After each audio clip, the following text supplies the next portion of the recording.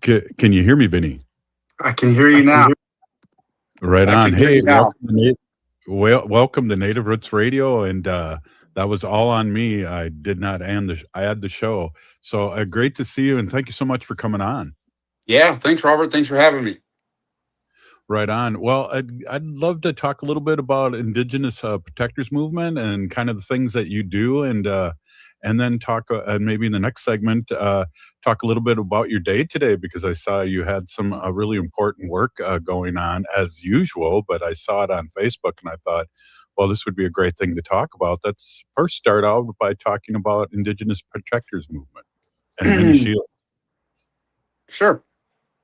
Um, IPM, Indigenous Protectors Movement. We started. Well, Rachel moved here from Kentucky. We had an idea wanting to do a nonprofit, and that was probably back in the end of 22. And getting that whole thing started up, it's a lot of work to start a nonprofit.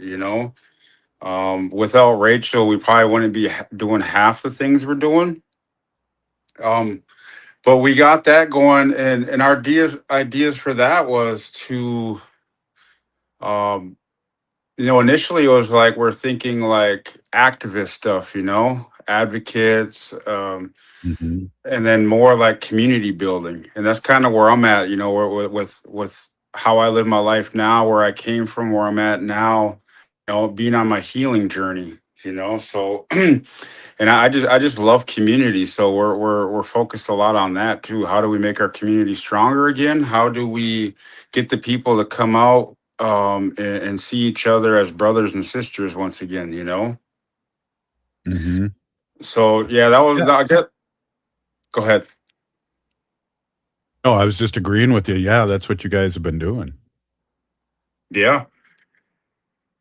And yeah, just the activist side of it, whenever our people need us or people call on us, they ask for help, we're going to do everything we can. We're going to put all our brains together and see what kind of solutions we can come with. Sometimes that means us getting our boots on the ground and putting action into place, but that's not people that see that on social media all the time, they kind of fall in love with that action stuff. They like all that drama and everything that comes with it.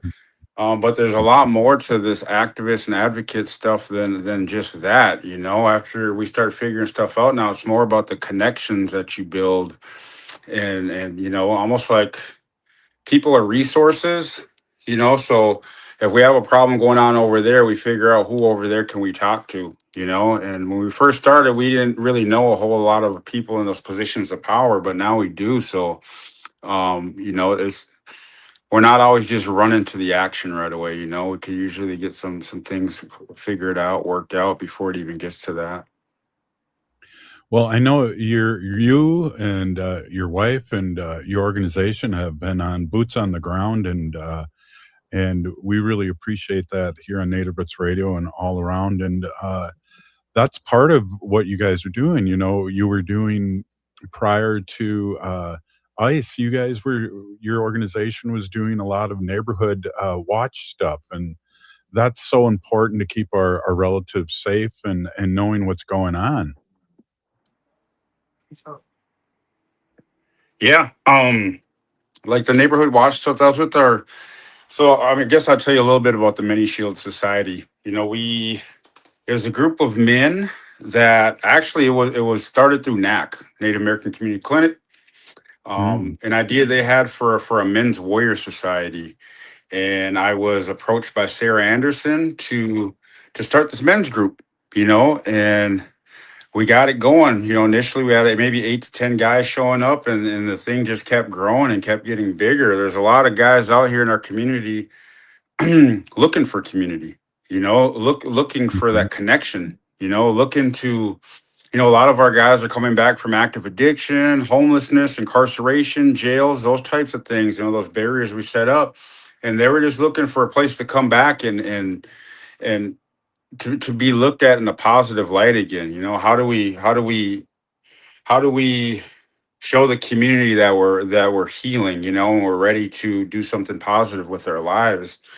And so with that, that's what the group that's what the group's focus has been, is working on ourselves, you know. And while we're doing that, the group got big and we started volunteering, doing different things. And for us, we're like, hey, we're the men in the community. Let's go.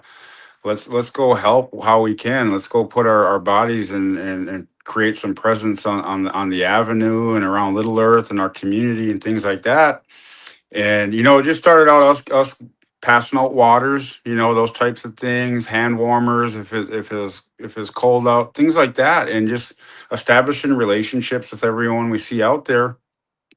And you know, from there we picked up a contract to do security work. And another thing I like to add, all the different trainings we did: situational awareness, de-escalation, uh, CPR, Narcan training. What's the other one? Stop the bleed training as well. We've done every training that you could do, and that's another thing too for us as Native men, to humble ourselves and be willing to learn. You know, when you're willing to learn, you can actually really start growing as a person. You know, and not just for myself growing as a person, but we were able to grow as a group, being, you know, just humbling ourselves, being willing to learn and do new different things and look at different things from a different mindset, you know. So yeah, so we started doing the security work and the patrol stuff, and start getting asked to like help out at powwows, different community events, you know, different all different types protest events. You know, we've done a lot of marshaling, and there's different types of security out here. You know, it's not just some people, I see different types of security. Like some guys are bouncers where they're just all brawn and want to beat people up, you know. And when you're out here in the community, it's all about how you treat people, you know. Yeah, we do, you know, we had workouts all year long where our guys had to be in shape in case it did come to that. But also, that's not what we're looking for. We're looking to de-escalate situations and talk people down on different things. But at the same time, we got to be ready in case it did get to that, you know. So we're not all getting our butts kicked. Yeah. Hey, we're with Vinny Dion of Indigenous Protectors Movement and also Many Shields. We're talking about the work that he does, and then also his date today in the next segment. But Vinny, I only got like about 30 seconds here, and I just want to say this.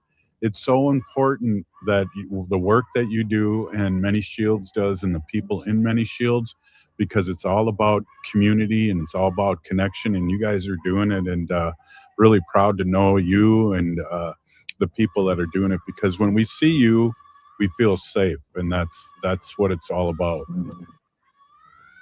Oh, you go ahead. All right, hey, Appreciate that. right on, right on. We'll be right back. This is Native Roots Radio. Hoa.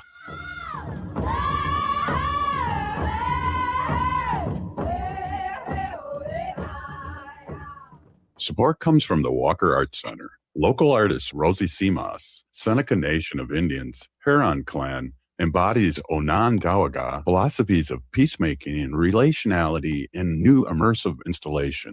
Visit Agay, that's Nigowaweni. I hope it'll stir your mind and explore a space built for communal rest and contemplation. Seamus presents a performance of the same name this May. Learn more about the exhibition and performance at walkerart.org. When we heal from our traumas, when we face our fears, let go of our addictions, when we relearn our values, when we live our teachings, respecting our elders, cherishing and honoring our children, when we honor and take care of our spirit, there will be no room left for sexual violence. Sponsored by the Minnesota Indian Women's Sexual Assault Coalition. The city of Minneapolis is now on Native Roots Radio with Minneapolis AIR. AIR stands for American Indian Relations.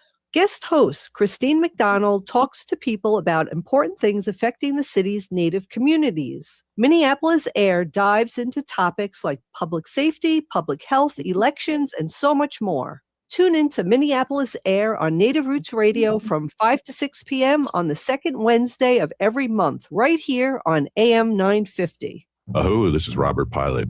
For Native relatives, healing is more than just sobriety. It's reclaiming Indigenous masculinity as a sacred, balanced force. Join Hunter Thundercloud for Native Roots Radio presents Controlled Fire. We explore how personal recovery uplifts our communities. It's time men step back into roles as mentors and spiritual leaders. Recovery is collective, and it starts with us. Tune in the first and third Wednesday of every month at 6 p.m. for Native Roots Radio presents Controlled Fire.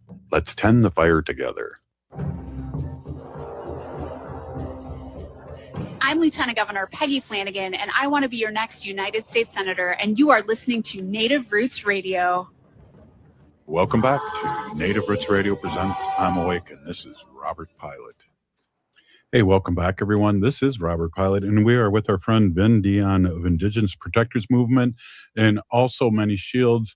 Vinny, thank you so much for coming on. And, the work that you talked about is just so important. Like I was ending the last segment talking a little bit about that, where people feel safe when they see you guys. And that's so important for the community and to build community. And I just want to say a big peeny to you and your organization. Great work. And I'm so glad that you are doing what you do. Yeah, thank you, Robert. Listening to the commercials while we were like waiting, I heard two of them, and it kind of they kind of touched on the same thing. I heard one from Minnesota Indian Women's Sexual Assault Coalition, like the need for healing, how we start believing in ourselves and figure out who we are. And then I heard another one talking about like um, personal recovery and healing. And the Sexual Assault Coalition talked about like sexual assault and those types of things, but that is the key right there for our community. When we start working on our healing, that's when all these different things that we're always subjected to or our people are always victimized on, that's when those things go down. That's when we will collectively be a stronger community, a stronger people, a stronger nations, is when we start we do that hard work on working on ourselves. And it starts with each and every one of us, digging deep with inside of us. We have a lot of our people in active addiction right now, but I truly believe in myself. I'll be 13 years in sober in recovery this summer. And for me, just being sober was the first part, doing that hard work, working on myself, doing the inner working, really working on my mindset and how I thought, but also understanding my own traumas and my own toxicities, is where I was really able to really start building and believing in myself and figuring out who I was and what my purpose is, in this life. And that's what I do with Many Shields as well too, is empowering our men to do that hard work. Um, and figuring out their traumas, and coming into understanding of those traumas, and that's like a very big part of it is coming to that understanding, whether that's forgiveness or just coming to an understanding. For me, I had to do a lot of forgiveness. I had to do a lot of forgiveness on people that may have harmed me, or a lot of forgiveness on, also forgiving myself too, Hmm. Yeah. And I get it. Yeah, that's huge. And one of the things too that we talk a lot about here, and I know you're involved with this. Well, one being around the drum, and two, ceremony for our people that are coming back, and how important it is to be willing to, I don't know, I guess hold their hand because they've been gone so long or have never really experienced it. yeah. Those are two ways, for someone like me, it took more than just the drum and ceremony, also adapting to the times. We have to use these new tools that are in front of us, just like right now we're on social media, using this new media that we got going on, right? Therapy. A lot of men my age and probably older were like, nah, I would never do that, but that's something that I encourage to our men out here in the communities. I encourage it to all our people, take advantage of Mhm. that. And like I said, for me, it wasn't just the culture and the ceremony, it was culture, ceremony, community, and therapy. It was really, really, really opened my eyes to wanting to do better and to be better, Yeah, talking it out for sure. Yeah, I do therapy too, and I also am in a 12-step program, and it just helps to get it out and not have it stuck in your head. And when you say it to somebody, it's real. And those things that really help us figure out what's going on.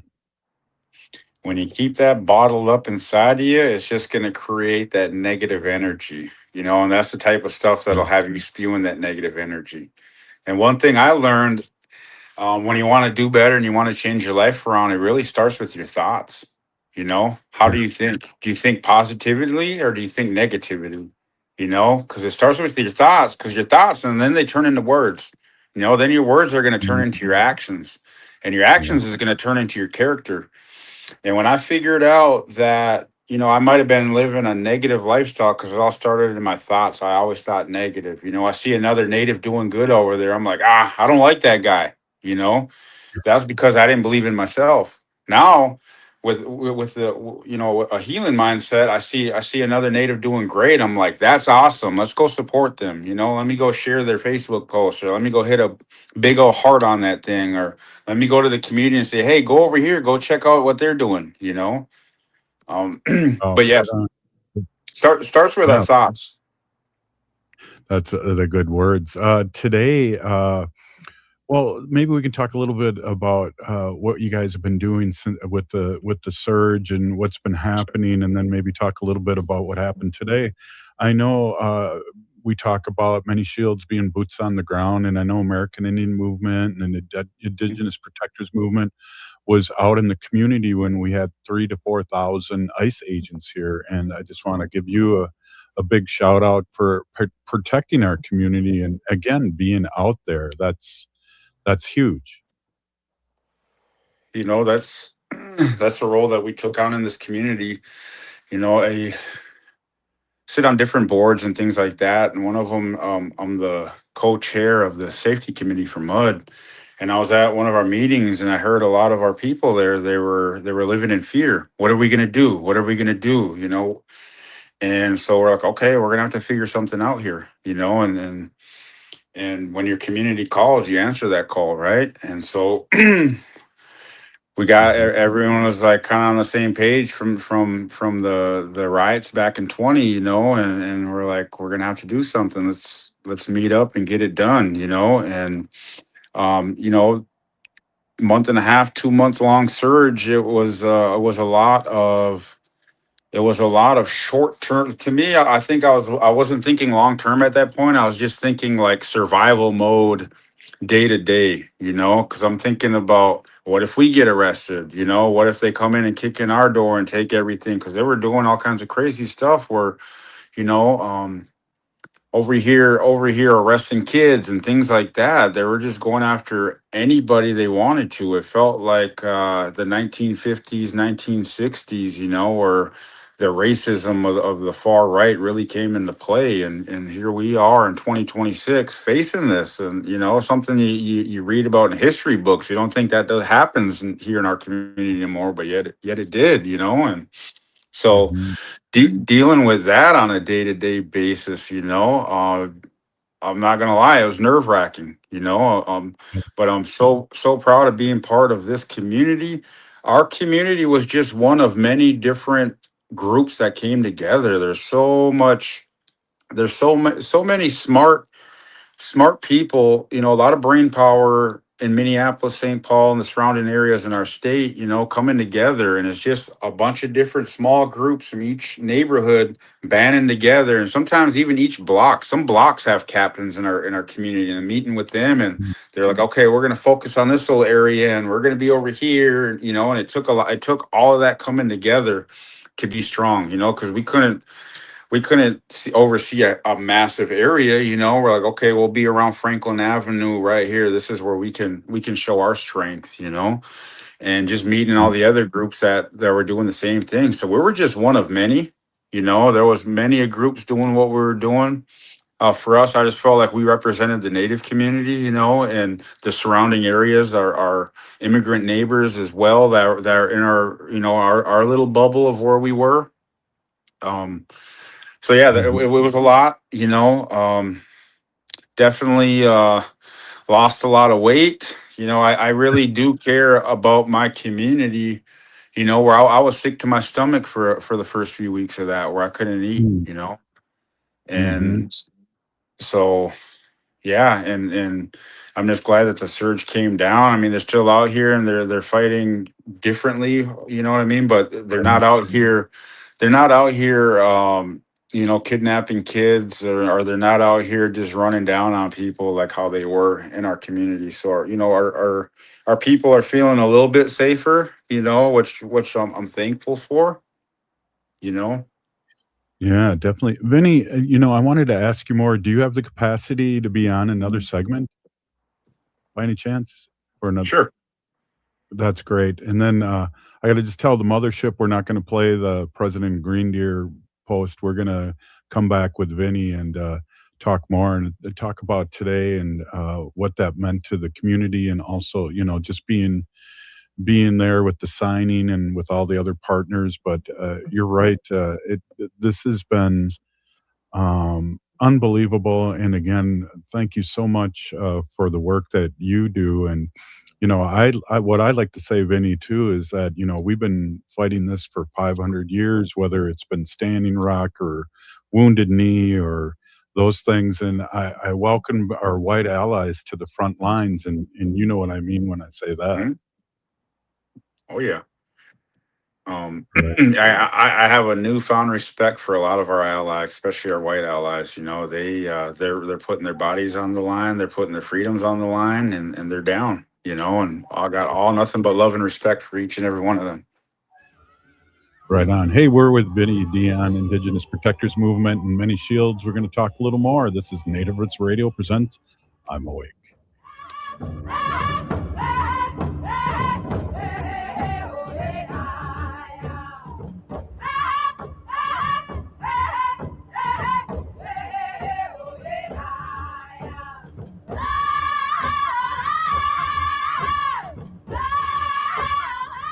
Support comes from the Walker Arts Center, an art space that's more than the spoon and cherry. Galleries celebrate contemporary visual art, including Indigenous artists like Edgar Heap of Birds from the Cheyenne and Arapaho nations, and Jim Demeny from the Ojibwe Nation. Additionally, film screens, cinema, and performances are shown on stage. And the Walker is free every Thursday night and free every day for citizens and members of tribal nations. Learn more at walkerart.org. This is Chase Iron Eyes announcing a new show on AM 950, the progressive voice of Minnesota, powered by Native Roots Radio. The show is called Native American Patriot Talk Radio. What will we do on the show? We are going to explore and dive into the source of American constitutional sovereignty, the intersection of Native American and legal issues. Find us the first and third Tuesday of every month at 6 p.m. on AM 950. Support comes from the Walker Arts Center. Did you know that the Walker has a cinema that shows film almost every week? From artist talks, genre-defined performances, and world premieres to archival shorts and experimental soundscapes, the Walker Cinema explores all modes of global and local filmmaking. Get your first tickets for free. Visit walkerart.org/cinema to learn more. That's walkerart.org/cinema. See you at the movies. Oh, this is Robert Pilot. For Native relatives, healing is more than just sobriety. It's reclaiming Indigenous masculinity as a sacred, balanced force. Join Hunter Thundercloud for Native Roots Radio presents Controlled Fire. We explore how personal recovery uplifts our communities. It's time men step back into roles as mentors and spiritual leaders. Recovery is collective, and it starts with us. Tune in the first and third Wednesday of every month at 6 p.m. for Native Roots Radio presents Controlled Fire. Let's tend the fire together. The city of Minneapolis is now on Native Roots Radio with Minneapolis AIR. AIR stands for American Indian Relations. Guest host Christine McDonald talks to people about important things affecting the city's Native communities. Minneapolis AIR dives into topics like public safety, public health, elections, and so much more. Tune in to Minneapolis AIR on Native Roots Radio from 5 to 6 p.m. on the second Wednesday of every month, right here on AM 950. Unwanted sexting or photos, inappropriate jokes, even tickling or wrestling can feel like a violation. Catcalling, cornering, or groping, getting them drunk or high for sex, recording sexual acts without permission, hurting someone because of their sexual orientation, raping a family member, a child, a date, a friend, a stranger, purchasing a human being for sex. You make the choice every single time. Sexual violence is many things. Make a choice. Do not do it. Sponsored by the Minnesota Indian Women's Sexual Assault Coalition. Support comes from the Walker Arts Center. Local artist Rosie Simas, Seneca Nation of Indians, Huron Clan, embodies Onondaga philosophies of peacemaking and relationality in new immersive installation. Visit Age Jagwa Destiny Gowaweni. I hope it'll stir your mind and explore a space built for communal rest and contemplation. Simas presents a performance of the same name this May. Learn more about the exhibition and performance at walkerart.org. With your AM 950 weather, I'm Patrick Lilia. Tonight, showers possible with a low of 48, then another chance of morning rain on Thursday with a high of 52. There's something for everybody at Cafe Latte in St. Paul, from award-winning soup, salad, sandwiches, and desserts to treats from the bakery made fresh daily and a pizza and wine bar. Cafe Latte is located on the corner of Grand Avenue and Victoria Street. Check them out at cafelatte.com. This is AM 950, the progressive voice of Minnesota. Oh, this is Dallas Goldtooth, and you're listening to the Native Roots Radio. Hoka, hicha, wecha. Welcome back to Native Roots Radio presents I'm Awake, and this is Robert Pilot. Hey, welcome back, everyone. This is Robert Pilot, and we are with our friend Vinny Dion of Indigenous Protectors Movement, and we're just talking about the great work that's being done in our Native community here in the Twin Cities and Minneapolis. And it in retrospect, it's been really hard. Like Vinny said, he's gone through some physical issues in the beginning with the stress of it, but we've come out the other side. Welcome back, Vinny. I don't know if Vinny's there. Well, hey, what I wanted to say too today, Vinny was at a signing today, an executive order signing with Governor Walz, and I wanted to talk to him. And he opened it up in a good way, and with this hand drum. And I'm reading off Rachel, his wife's post here, to stand there together as partners, as a community, as people who have been in the middle of this work through some of the hardest moments, meant a lot. And Vinny, are you there? We lost Vinny. And well, the executive order creates, and this is earlier today, the executive order creates a community committee to collect, document, and bring forward the truth that what actually happened here during the height of the Metro surge. And it's amazing that this government's asking for that information, and it isn't like it was in the olden days, I guess. And I want to give a shout out to Governor Walz too for inviting our friends and to this important signing.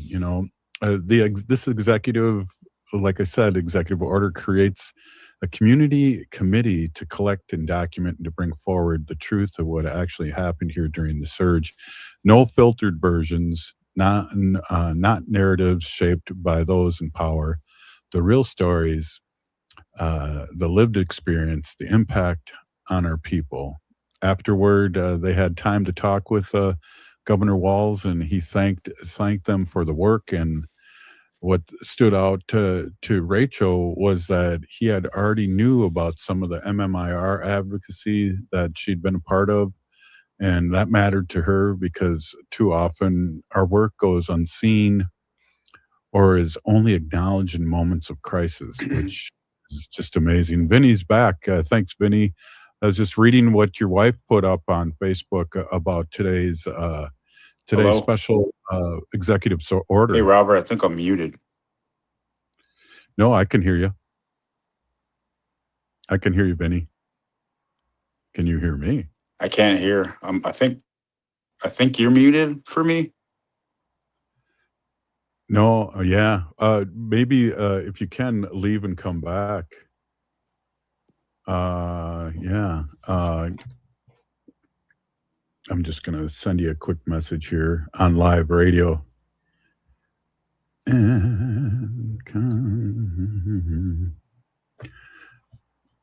Yeah. So we're gonna get Vinny to leave and come back, and that'll fix it. StreamYard, which we do this on, is a little quirky at times, so we'll see if Vinny comes back. But again, I'm reading after what Rachel Dion Thunder put up, Vinny's wife, after they had time to talk with Tim. He thanked us for the work, and we also spoke honestly about what is still happening. Our comrades, as she puts it, is being indicted. People still facing charges, including his own, simply for telling Minnesotans that they had the right to protest. That really reality is not gone away. And again, being in the community, doing what community people can do is pretty amazing.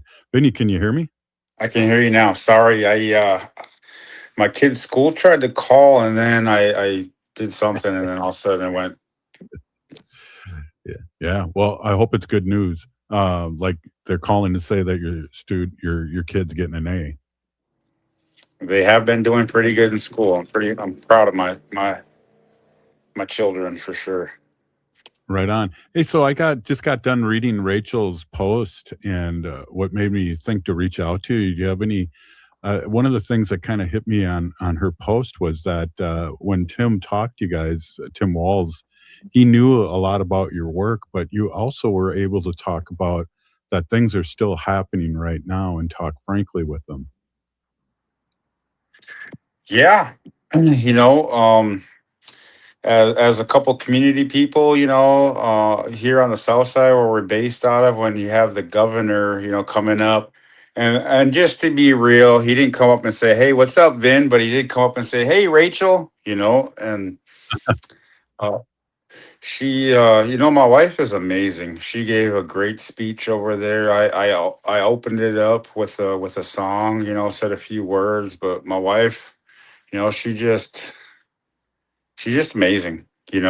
And so afterward, we got to speak with him a little bit, and yeah, he recognized some of the work that my wife does, and talked to her about it, and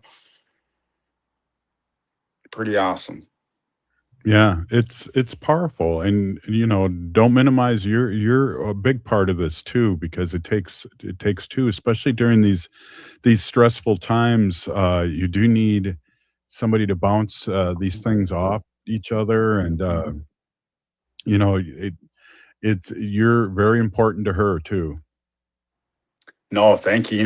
Robert, sometimes when you're out here doing this work, you don't realize like the impact you're actually doing, or the different, you just know you have something in front of you, you're going to get it done. And you do have plans and visions for making things happen, and for you're thinking long term, you want results and things like that. But where my mind goes, I think long term, so in the meantime, like short term stuff, you don't realize all the things that you're actually doing until people like Robert Pilot say, "Hey, come be on my show," things like that. So and I do my best to be humble. I see myself as another Native brother in this community, another warrior in this community, just doing what I can to better our community. So thank you for acknowledging that.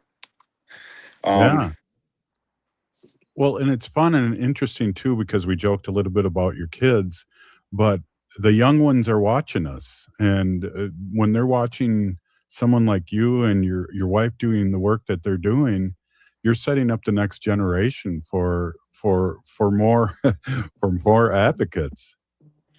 So I'm glad you brought that up. So when I say I think long term, I think back to us as Native people, how we pray to our ancestors and we think about our ancestors, and I sometimes I put my mind where they were at when they made these hard decisions to move to the reservations and things like that. And I know it had to have been harder for our young warrior age men, the ones that were the warriors at that time, to put down their arms, to have to go to these reservations and sign these treaties and different things like that. And I know they were swindled in most of them. Don't get me wrong, but they were going up against the United States force, which turned out to be the biggest force in the world, right?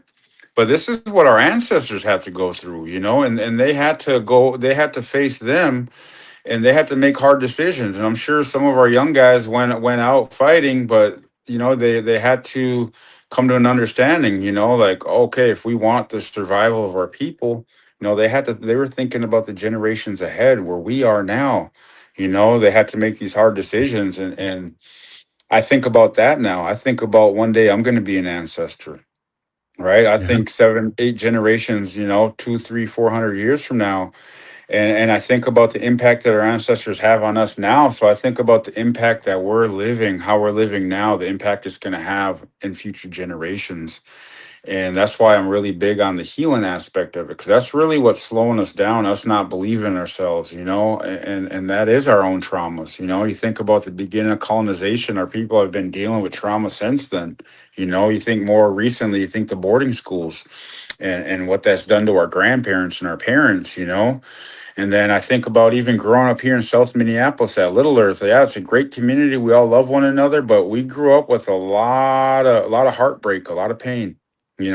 Watching your friends get shot and killed, watching other friends go to prison for a very long time, watching our nieces and nephews and our sons and daughters overdose and die in the streets, watching our best friends pass away at young ages, that all creates trauma as well.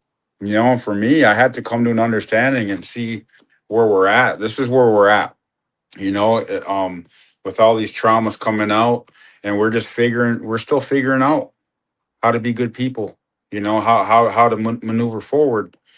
And, sometimes I feel like I have survivor's guilt at times, for all the friends and family that I've lost at young ages. And also that's why a partial why I do stuff now, because I think about how can we set this better up for their children, for their grandchildren, their great grandchildren, and also the numbers. We don't have the numbers, so we're truly out here doing what we can to survive, so thinking forward, I that's why I walk the way I do. And that's why I encourage everyone to work on their healing so they can believe in themselves, so they can live the best life that they possibly can. But also our children watching, our grandchildren watching this, when they see a healed version of us, they're gonna grow up that way, and think about our grandchildren that are healed, and just think of their children, when they get to. And I think about like our little daughter Mean right now, and my two youngest children that we have, they're living in a house with two parents that have worked on their healing journeys. They're gonna, when they get older, they're gonna walk in rooms with so much confidence because they've seen how confident their mother and their father are, and um, because we believe in ourselves.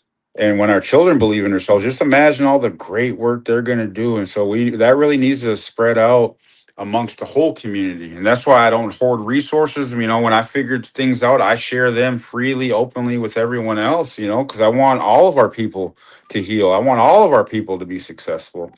And I feel like that's what we're doing right now. And so that's why I said some of the things I do, I'm thinking generations ahead, like how great it's going to be. I'd love to see our community full of homeowners, where we don't have to rent houses and stay in apartment buildings, things like that. So just adapting to the times and making it the best, the best for our people. And I do feel that our best days are ahead of us. Appreciated, Vinny, breaking the cycle. I appreciate that, and appreciate you. Thank you so much for being on Native Roots Radio. Thank you, Robert. We'll talk to you. We'll see you soon in the community. Hoa. All right. Miigwech. Right on. Hey, we'll be right back. This is Native Roots Radio. The city of Minneapolis is now on Native Roots Radio with Minneapolis AIR. AIR stands for American Indian Relations. Guest host Christine McDonald talks to people about important things affecting the city's Native communities. Minneapolis AIR dives into topics like public safety, public health, elections, and so much more. Tune in to Minneapolis AIR on Native Roots Radio from 5 to 6 p.m. on the second Wednesday of every month, right here on AM 950. If the statistics say that 1 in 3 Native women and 1 in 6 Native men have experienced sexual assault in their lifetime, it means our whole community is affected by sexual violence. 1 is too many. Don't stand by, stand up. Don't engage in acts of sexual violence, and shut down the dirty jokes, the gossip, the victim blaming and shaming. As a community, we can change the way we respond. Contact the Minnesota Indian Women's Sexual Assault Coalition to attend a workshop to learn more. Sponsored by the Minnesota Indian Women's Sexual Assault Coalition. Support comes from the Walker Arts Center, an art space that's more than spoon and cherry. Galleries celebrate contemporary visual art, including Indigenous artists like Edgar Heap of Birds from the Cheyenne and Arapaho nations, and Jim Deminy from the Ojibwe Nation. Additionally, film screens, cinema, and performances are shown on stage. And the Walker is free every Thursday night and free every day for citizens and members of tribal nations. Learn more at walkerart.org. Oh, this is Robert Pilot. For Native relatives, healing is more than just sobriety. It's reclaiming Indigenous masculinity as a sacred, balanced force. Join Hunter Thundercloud for Native Roots Radio presents Controlled Fire. We explore how personal recovery uplifts our communities. It's time men step back into roles as mentors and spiritual leaders. Recovery is collective, and it starts with us. Tune in the first and third Wednesday of every month at 6 p.m. for Native Roots Radio presents Controlled Fire. Let's tend the fire together. Hi, I'm Jane Fonda, and you're listening to Native Roots Radio. And we're back to Native Roots Radio presents I'm Awake, and this is Robert Pilot. Hey, welcome back, everyone. This is Robert Pilot, and this is Native Roots Radio. In this portion of the show, we like to bring awareness to our wolf and bear populations. Say no to the hunts. Oh, no. Arr. Yeah. Ooh. The Picnic of Baskets by Yogi. Hey, I want to introduce my awesome and beautiful wife, reintroduce, and Wendy's been an animal advocate for many years, and she has been doing her sacred portion of the animals. This is going on almost 10 years now. Oh my and gosh. I was a young man when we started Me this show. too. You were a young man? Hey, everybody. My name is Hanaji Hihani. That means cares for them. And I was given that name by my Dega Curtis. Curtis goes by Mashke Hanajinga, which means walks on white clouds. I am a policy volunteer for Humane World for Animals, and I work on animal issues at the local and state level. And it's always my pleasure to do that. I have some good news today. So Humane World for Animals and other important animal advocacy groups have been working really hard, and finally something has passed. Yeah, good news. New York Fashion Week has officially gone fur-free. Oh, wow. Yeah, so this is a major win for animals everywhere by choosing innovation and compassion over cruelty. One of the world's most influential fashion events is showing that style and kindness can go hand in hand. So Humane World for Animals wants to thank everyone who raised their voices with us, supported humane fashion, and helped us push the industry towards more ethical future. Your commitment is changing what is possible. And here's to progress and building a future where animals are never exploited for fashion. The policy will start in New York Fashion Week in September 2026. So wow, that's good yeah, news. it's really huge. It really is. So we're really excited about that. And yeah, a lot of big fashion. I'm not into the big fashion, Vogue and Chanel and Gucci. I'm not into any of that. Names don't mean anything to me, but they do to a lot of people. So, it's really important, and a lot of them are going for free. So I'm really happy about that. Another thing we have here is every year, Humane World for Animals comes out with a scorecard. So it's a scorecard that has your Senate your Senate legislators and your House representatives and what they voted on. Mm-hmm. So did they vote good or bad as far as animals legislation that we brought forth, right? So we brought a lot of good policies that we wanted passed. Mm-hmm. And I'm just finding Minnesota. So one person who does always very, very well, we're really happy, is Tina Smith. So Oh, yeah, that's cool. Tina Smith did great. And her score, if you want to guess, Robert, what do you think her score is? And it's like, Is it out of 100? it is out of 100. Yeah. Well, you've been bringing this up over the years, so I'd say 95. Okay, she's at 100%. Wow. Yes, so Tina Smith has been fantastic, and she supports our humane legislation that we bring forth to her. Amy Klobuchar, what would you guess her score would be if you had to guess? 60. Less. Wow. Yeah, 50%. And that's what's going to happen too if what's her know. name takes over. Not Peggy Flanagan, but the other one. What's her name? That's going against Peggy.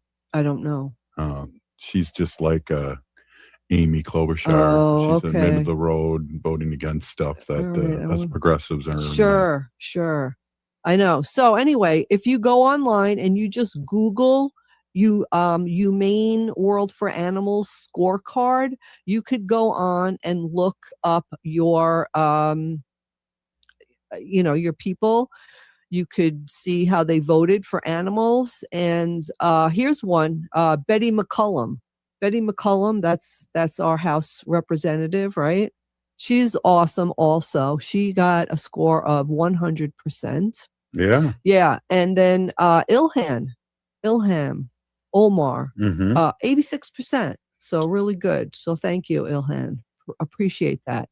I'm going to be making phone calls and thanking our people who did really well and ask them to continue to do well. And I'm also going to call the ones who really didn't score very well and ask them if they can do better. We'd appreciate that. So making phone calls also help, because you know what? It's really important what the constituents really have to talk about and what they feel is important. So the more you call them and leave them messages about what's important to you, the more they'll care about what is important to you. So this morning, I really, really wanted to sleep in. I wanted to sleep in because I was out with friends last night. And anyway, I wanted to sleep in. But anyway, Robert got up this morning and left the house because he had to take care of our car, which got smashed the other day. But anyway, that's a whole different story. But anyway, different show.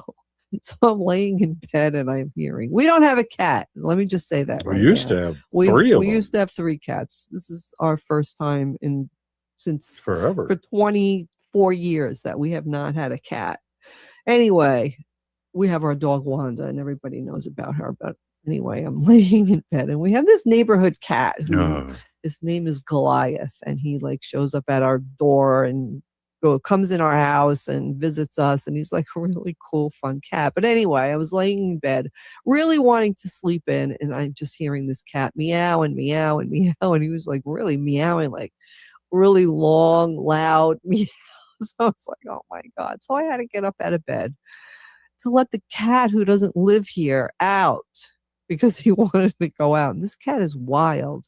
He ran across the street after a squirrel, which I'm really, thank God. I think he's just trying to play, and the squirrel was really fast. But he climbed up half the pole, the light pole outside. Well, you have that hut out there. And I was yelling at him from the house, Goliath, get down. Well, you have that hut out there too, and he came busting out of there. Yeah. Because it's heated. It's Again, a it's heated hut.